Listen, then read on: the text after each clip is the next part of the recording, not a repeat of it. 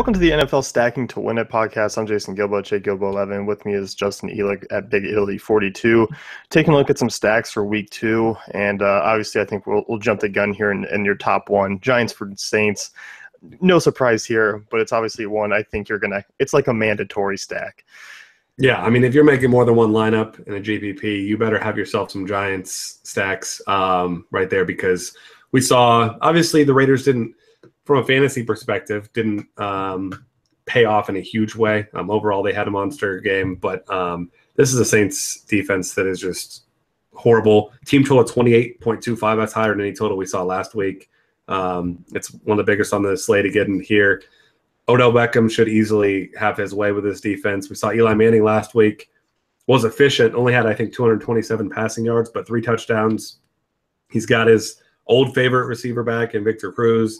He's got Beckham. He's got Sterling Shepard, who obviously had a pretty good debut as well. The running game should have no problem. So, I mean, I think the only concern with this one is that it just gets way out of hand. And Drew Brees has one of his bad road games, and they get ahead big early. But, I mean, if they're getting ahead big early, it's because the passing game's clicking. And I don't see any way around getting some exposure to them in all formats, and especially as a stack. Yeah, I'm definitely in agreement. I mean, you look at this total, Giants, one of the highest ones on the board this slate. Not really expensive outside of Beckham either. So I think that's one of the good things. I think points per dollar return, you're looking pretty good in all formats. And I think, obviously, I mean, you talked about contrarian swerves here. Sterling Shepard and Victor Cruz are certainly ways you can go. Yeah, I mean, I think that I'd probably maybe leave Rashad Jennings out and play one of those guys with Manning instead. Just because, as we mentioned in the FanDuel running back pod, Jennings hasn't had much touchdown upside, and you expect plenty of touchdowns here. Now that I say that, he could go off and score a couple here. He's not going to have to try real hard to do it. It's just whether or not he gets the opportunities, because he hasn't necessarily been bad at the goal line. It's just that, when you got such a big target in Odell Beckham, why are you handing the ball off when you can just lob the ball in the corner of the end zone? Yeah, definitely. And as you said, I mean, they allowed 486 yards, 35 points to the Raiders, even though it wasn't really to one person. It's not like Cooper had a monster game. It was kind of spread out. You can kind of expect things might be a little bit more focused on maybe 3 players here. Yeah, certainly. So your top stack number 2 here, Steelers versus Bengals. This one must pain you just a little bit here to talk about with the Steelers. But you also talk about possibly the Bengals here being kind of a correlation play. Yeah. I mean, it's as much of a fan and Steelers hater as I may be, I like we talked about the Colts thing in another one pod. I'm a Bengals fan, but I'm also realistic, and I like to make money. So I definitely need to have myself some Steelers exposure here. I did mention on here that Roethlisberger obviously has dominated everybody in the state of Ohio pretty much over the years, and throughout his career has very good numbers against the Bengals. But in 3 games last year, 2 touchdowns, 4 picks. I'm certainly not saying I'm predicting he's going to have 1 touchdown and 2 picks in this one. Even I am not crazy enough to predict that. But I do think it's an interesting option to pair Williams and Brown. We saw that last week. We said they're going to get a ton of volume. They're both, we didn't know D'Angelo Williams was still this good, but we knew Antonio Brown was good. Those 2 guys themselves, I think that maybe pivoting to a cheaper quarterback or just a different quarterback, pairing these guys up and then throwing in A.J. Green, maybe Andy Dalton along with them. If this game does turn into a 35-31 type of shootout, you get a lot of pieces from both sides. Maybe D'Angelo runs a couple in instead of Roethlisberger throwing for him, which we've seen a couple times last year. I think it's something you can get really creative with. And we know these guys have a nice floor too, because even in the defensive struggles these 2 teams have, I mean, these are the only options for the Steelers right now. Yeah, and that's the thing. I mean, where the points are going to be coming from. I mean, we saw it last week. It's really focused on a couple of guys, so that kind of makes the stack easy. And I like kind of the total game stack there. If you can fit it in, I think it's a really nice piece and, could be a GPP winner. Yeah, hopefully. In terms of value here, Chargers and Jaguars. Chargers, obviously, without Keenan Allen, I think a lot of the people are kind of going to shy away for them as kind of a total stack, which I actually like, because I think for the value, you can fit in a lot of other pieces kind of around this stack. Yeah, I mean, you can do pretty much anything with this one. Obviously, Phillip Rivers is a little more pricey than I'd like him to be on FanDuel at $7,700. But, I mean, on DK, you can roster all 3 of these guys for $15,000.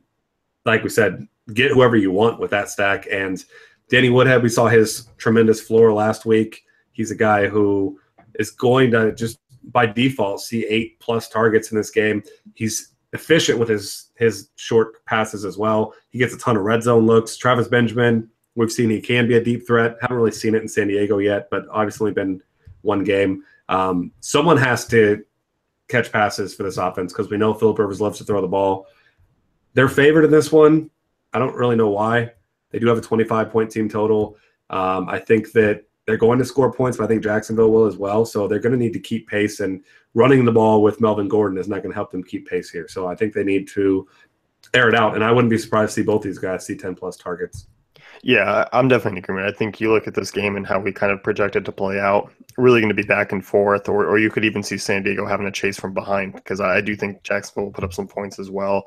In terms of your contrarian stack, Broncos and Colts, I think people are just kind of turned off by the Broncos in terms of just kind of, they like CJ Anderson, but that's about it. But, we shouldn't really forget there's other options here, and they're actually not really priced up.